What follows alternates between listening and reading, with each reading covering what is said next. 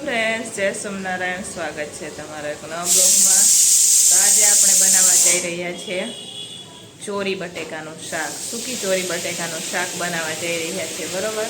તો વિડીયો છેલ્લે સુધી જોજો અને જો ફ્રેન્ડ તમને અમારા વિડીયો ગમે તો લાઈક શેર સબસ્ક્રાઈબ કરી દેજો। તો એના માટે આપણે આ સૂકી ચોરી લઈ લીધી છે। આ તમે જોઈ શકો છો। આ મેં પલાળી નથી, તમે આને 2-3 કલાક પલાળી પણ શકો, પણ મેં પલાળી નથી। આ ચોરીને ચડતા વાર નથી લાગતી, ટૂંક સમયમાં ચડી જાય છે। એટલે હવે આપણે કુકરમાં નાખી ધોઈ અને ગેસ ઉપર રાખી દઈશું। અહીંયા આપણે સરસ મજાને ચોરી બટેકાને 2 પાણીથી ધોઈ લીધા છે। હવે આપણે બાફવા માટે રાખી દઈશું। તો પાણી નાખશું ને મીઠું નાખી ને બાફવા માટે રાખી દઈશું। અહીંયા સરસ મજાના આપણે ચોરી બટેકા ચડી ગયા છે। હવે આપણે થોડુંક એટલું એમાં પાણી નાખશું।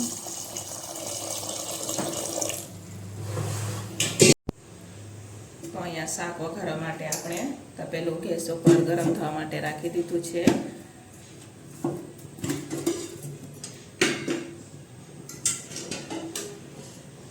હવે આપણે એમાં તેલ નાખશું।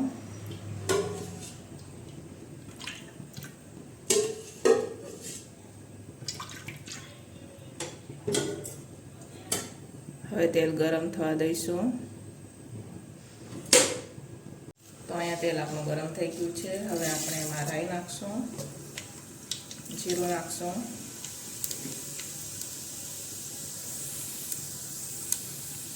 હવે આપણે એમાં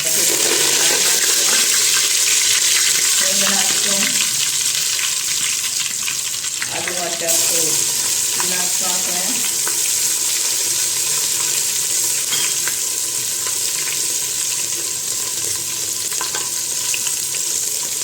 હવે આપણે એમાં ટમેટા નાખીશું।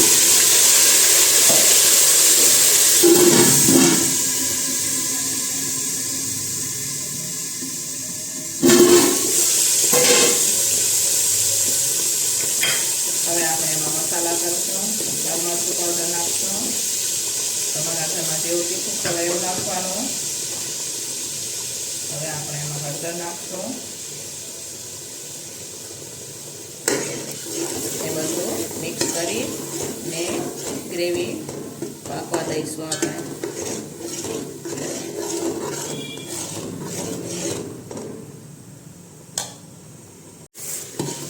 તો અહીંયા ગ્રેવી હવે આપણે પાકી રહી છે, તો તમે જોઈ શકો છો।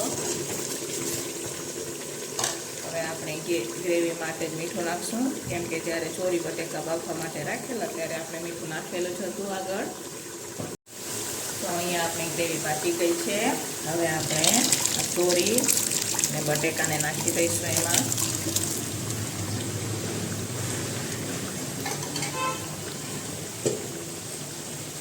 હવે બધું આપણે મિક્સ કરી દઈશું।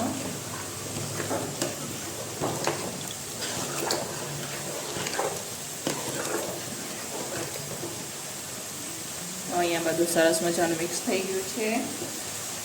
હવે આપણે એમાં ગરમ મસાલો નાખશું।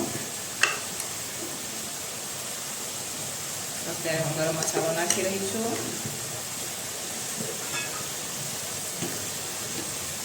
હવે આપણે એમાં કસ્તુરી મેથી નાખશું। કસ્તુરી મેથીનો સ્વાદ આમાં સરસ લાગતો હોય છે। હવે ફરીથી આપણે એકવાર બધું મિક્સ કરી દઈશું ને 5 મિનિટ ઉકળવા દઈશું, પછી આપણે ગેસને બંધ કરી દઈશું।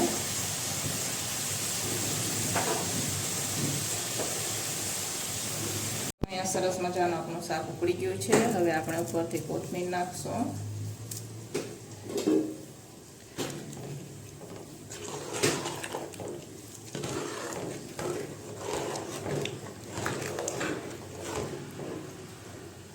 તો આ તમે જોઈ શકો છો કેટલું સરસ આપણું સૂકી ચોરી બટેકાનું શાક બનીને તૈયાર થઈ ગયું છે। તો તમે પણ એકવાર મારી રીતના જરૂરથી બનાવજો ને જો ફ્રેન્ડ તમને અમારા વિડીયો ગમે તો લાઈક શેર સબસ્ક્રાઈબ કરી દેજો। તો ચાલો એક સર્વિંગ ડીશમાં આપણે સર્વ કરશું।